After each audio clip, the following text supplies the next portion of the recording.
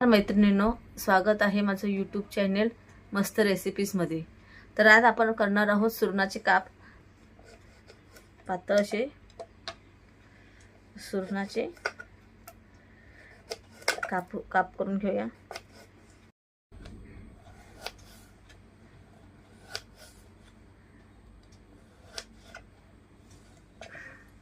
आपण सुरणाचे काप धुवून घेतलेले आहेत।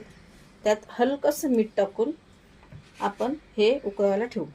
लसूण, थोडं आलं आणि मिरची हे वाटून घ्यायचं आहे। तर चला आता आपण हे वाटून घेऊ। आता आपण हे सुरणाचे काप उकळून घेतलेले आहेत।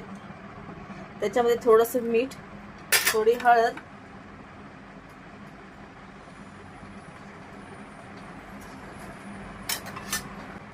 आणि हे जे वाटलेलं वाटण आहे ते आपण सर्व त्यामध्ये टाकून लागेल तसं तिखट घ्या तुम्हाला मिरची त्याच्यामध्ये।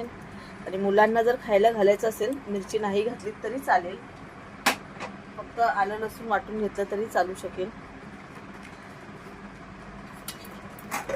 आणि हे चांगलं असं मॅरिनेट करून फ्रीज मध्ये एक 10 ते 15 मिनिटांसाठी ठेवून द्या। आता सुरणला लावण्यासाठी थोडा रवा आणि थोडं तांदळाचं पीठ घेऊया। तसेच त्याच्यात थोडीशी हळद घालूया आणि हे चांगलं आपण मिक्स करून घेऊया।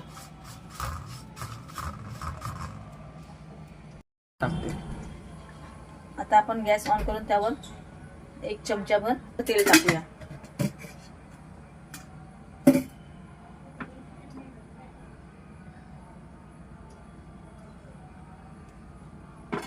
आणि त्यामध्ये जे आपण रवा आणि तांदळाच्या पिठाचं मिश्रण केलेलं आहे त्याच्यामध्ये हे सुरणाचे काप घेऊन फ्राईंग पॅन मध्ये सोडूया।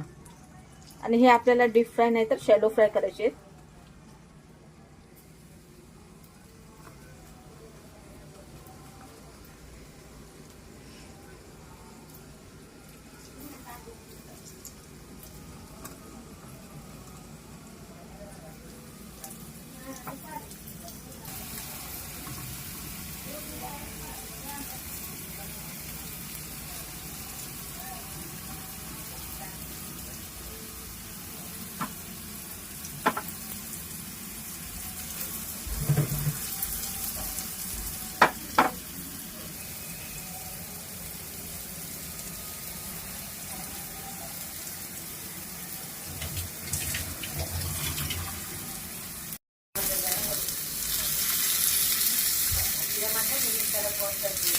आता हे आपण सगळं शॅलो फ्राय करून घेतलेलं आहे।